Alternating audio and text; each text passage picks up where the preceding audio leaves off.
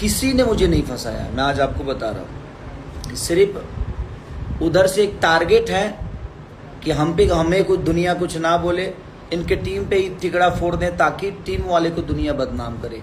जी हाँ दोस्तों, खेसारी लाल यादव जी को लेकर जो ये बातें बताया जा रहा था कि खेसारी लाल यादव जी को फंसाने में उनकी टीम का ही हाथ है, खेसारी लाल यादव जी को उनके टीम ने ही फंसाया है और इस बात को हर कोई मान भी चुका था और खेसारी टीम को भला बुरा कह रहा था।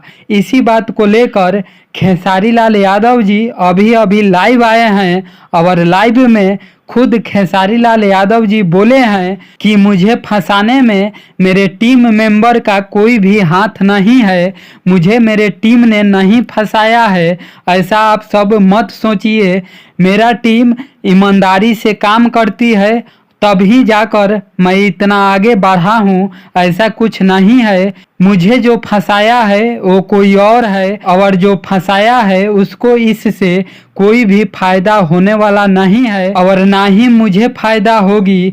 लड़ाई लड़ रहा हूँ, मरते दम तक लड़ूंगा, देखता हूँ आगे क्या होता है, ऐसे खेसारी लाल यादव जी का कहना है।